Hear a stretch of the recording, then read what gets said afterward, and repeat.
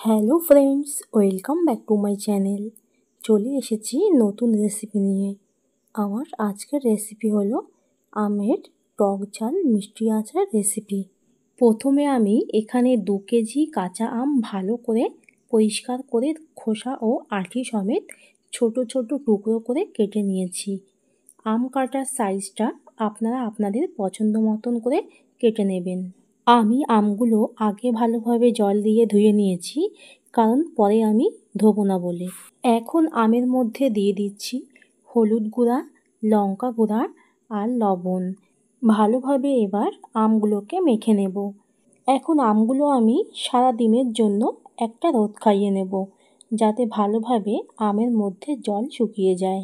আমগুলো আমি যদি প্রথমেই ভালোভাবে রোদ খাইয়ে নেই, তাহলে কিন্তু এই আমের আচারটা আমি অনেক দিন পর্যন্ত সংরক্ষণ করে রাখতে পারবো। এখন আমি আমের আচার তৈরি করব বলে একটা ঘরোয়া মশলা তৈরি করে নিচ্ছি। তো এখানে আমি মশলা তৈরি করার জন্য নিয়ে নিয়েছি 2 চামচ মৌরি, 1 চামচ জিরে, 1 চামচ গোলমরিচ, 9 থেকে 10টা শুকনো লঙ্কা, 1 চামচ মেথি, 2 চামচ পাঁচফোড়ন আর 2 চামচ ধনে। তো এখন কড়াই বসিয়ে নিয়েছি, আর আমি এর মধ্যে দিয়ে দিচ্ছি শুকনো লঙ্কা। শুকনো লঙ্কাটা আমি প্রথমে একটু ভালোভাবে ভেজে নেব। তারপর দিয়ে দিচ্ছি গোলমরিচ। গোলমরিচটাও আমি একইভাবে প্রথমে একটু ভেজে নেব। এরপর দিয়ে দিচ্ছি ধনে, দিয়ে দিচ্ছি মেথি, দিয়ে দিচ্ছি জিরে আর দিয়ে দিচ্ছি মৌরি। এই মশলাগুলো আমি মিডিয়াম ফ্লেমে শুকনো কড়াইতে 3 থেকে 4 মিনিট পর্যন্ত ভেজে নেব। মশলাগুলো ভেজে নেওয়া হয়ে গেছে। এখন এই মশলাগুলো আমি একটু ঠান্ডা করে নিয়ে মিক্সির জারে ঢেলে নেব। এই মশলাগুলো কিন্তু খুব ভালোভাবে গুঁড়ো করে নিতে হবে। গোটা মশলাগুলোকে এখন মিক্সির জারে দিয়ে আমি গুঁড়ো করে নিচ্ছি। এই আমের আচারটা আমি গুড় দিয়ে বানাবো। আপনারা চাইলেও কিন্তু চিনি দিয়ে বানিয়ে নিতে পারেন। তো এখানে আমি 2 কিলো আমের জন্য 1.5 কিলো পরিমাণে আখের গুড় নিয়ে নিয়েছি। যারা মনে করছেন আচারে বেশি মিষ্টি খাবেন, তারা 2 কিলো আমে 2 কেজি গুড় বা চিনি নিয়ে নেবেন। আর যারা টক ঝাল আচার পছন্দ করেন, তারা কিন্তু এই পরিমাণটাই নেবেন। এখন আমি এই গুড়ের মধ্যে জল দিয়ে গুড়টাকে কিন্তু গলিয়ে নিয়েছি, কারণ হচ্ছে এর মধ্যে অনেক ময়লা থাকে, তাই জন্য। এখন কড়াইটাকে গ্যাসের ওপর বসিয়ে এর মধ্যে দিয়ে দিচ্ছি 150 গ্রাম সর্ষের তেল। আচার তৈরি করার সময় সর্ষের তেল দিয়ে বানালে আচারটা কিন্তু খেতে অনেক সুন্দর লাগে। এখন আমি এর মধ্যে দিয়ে দিচ্ছি 2 চামচ পাঁচফোড়ন। ভালোভাবে একটু নাড়াচাড়া করে নিচ্ছি। এবার দিয়ে দিচ্ছি 1 চামচ হলুদ আর দিয়ে দিচ্ছি পরিমাণ মতো লবণ। এখন লবণ, হলুদ আর পাঁচফোড়নটাকে আমি ভালো করে তেলের সাথে মিশিয়ে নেব। এবার দিয়ে দিচ্ছি 1 চামচ পরিমাণে কাশ্মীরি লঙ্কার গুঁড়ো। এতে আমের আচারে খুব সুন্দর একটা কালার আসবে।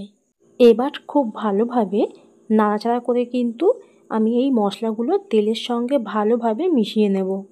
দেখো, কালারটা কিন্তু অনেক সুন্দর এসেছে।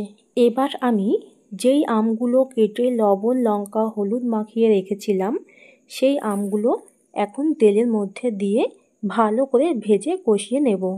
এতে যদি আমের মধ্যে কোনো জল থাকে, তাহলে সেটা খুব সহজেই শুকিয়ে যাবে।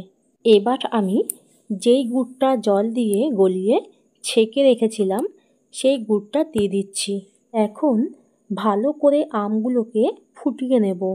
এতে আমগুলো ভালোভাবে সিদ্ধ হয়ে যাবে, আর আমের মধ্যে মিষ্টি স্বাদটা খুব ভালোভাবে ঢুকে যাবে।